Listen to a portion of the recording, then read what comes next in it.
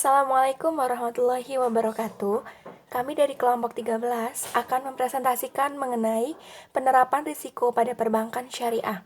Di sini ada risiko pasar, risiko kredit, dan risiko likuiditas. Kelompok kami beranggotakan Lilis Nurfitria, Ananda David, Aliza Patricia, dan Budiarto. Yang pertama yaitu risiko pasar atau market risk. Apa itu risiko pasar? Risiko pasar adalah risiko kerugian yang dapat dialami bank melalui portofolio yang dimilikinya sebagai akibat pergerakan harga pasar yang tidak menguntungkan. Nah, harga pasar yang dimaksud di sini adalah risiko komoditas, risiko ekuitas, dan risiko nilai tukar. Dan satu-satunya risiko pasar yang dihadapi oleh bank konvensional tetapi tidak dihadapi oleh bank syariah secara langsung adalah risiko tingkat suku bunga. Risiko pasar hanya akan muncul apabila bank memegang aset, tetapi tidak untuk dipegang sampai dengan jatuh tempo, melainkan untuk dijual kembali. Kemudian, risiko komoditas akan terjadi ketika adanya penurunan aset non-keuangan yang disebabkan murni karena faktor turunnya harga di pasar. Kemudian risiko ekuitas terjadi ketika adanya penurunan aset kepemilikan saham dan suku yang disebabkan murni karena faktor turunnya harga di pasar. Kemudian, risiko nilai tukar terjadi ketika aset bank dinilai dalam satuan mata uang asing. Yang selanjutnya akan saya jelaskan yaitu ada resiko yang sering muncul dalam pemberian pembiayaan bank syariah.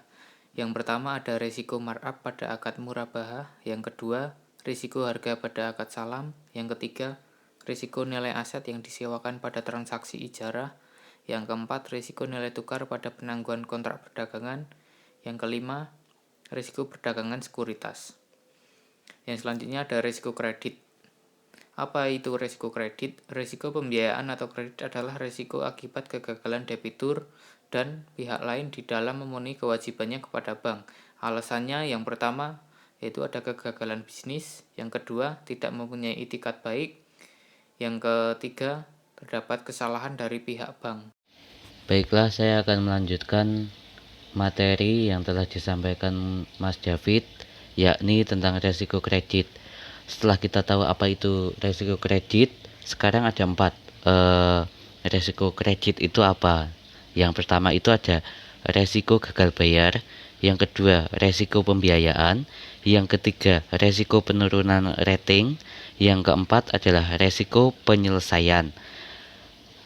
Jadi resiko pembiayaan itu yang biasanya dihadapi oleh bank syariah itu apa aja sih, dan bagaimana contohnya? Nah, ada 4. Yang pertama itu biasanya bank syariah itu melakukan akad murabahah atau istishana. Itu adalah resiko yang dimana pihak bank telah menyerahkan aset kepada nasabah, tetapi nasabah tidak melakukan pembayaran angsuran sesuai dengan kesepakatan. Nah, itu yang disebut resiko akad murabahah. Nah, yang kedua itu adalah akad salam. Biasanya itu terjadi apabila kegagalan oleh nasabah dalam mengirimkan barang atau komoditas tepat pada waktu yang telah disepakati. Atau bisa juga gagal menyerahkan komoditas sesuai dengan spesifikasi seperti yang telah tercantum dalam kontrak kesepakatan, begitu. Yang ketiga ada akad mudharabah, yang dimana ini biasanya muncul antara bank dan nasabah. Nah, bank itu sendiri itu dia sebagai pemilik dan nasabah itu sebagai agen. Biasanya ini menimbulkan ketidaksamaan informasi, begitu. Jadi ini mengakibatkan sering terjadinya moral hazard pada nasabah. Seperti ini bisa menimbulkan manipulasi laporan keuangan yang berdampak pada jumlah keuangan yang harus dibagikan kepada pihak bank. Nah, begitu. Itu resiko akad mudharabah itu sendiri. Yang terakhir ada akad wadiah. Nah, resiko ini biasanya resiko rusaknya barang yang disewakan atau untuk kasus tenaga kerja yang disewa bank kemudian disewakan kepada nasabah. Nah, ini biasanya timbul resiko tidak produktifnya pemberi jasa. Baik, saya akan melanjutkan presentasi selanjutnya. Risiko likuiditas. Risiko likuiditas secara umum dapat didefinisikan sebagai kemampuan bank untuk dapat memenuhi dana atau cash flow dengan segera dan dengan biaya yang normal.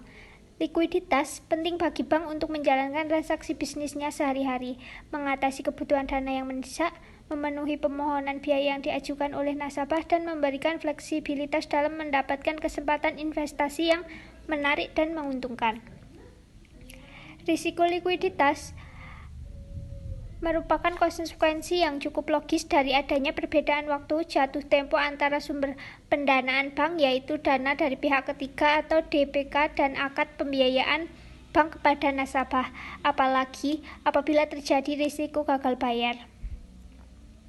Risiko likuiditas ada yang dari bank konvensional, juga dari bank syariah.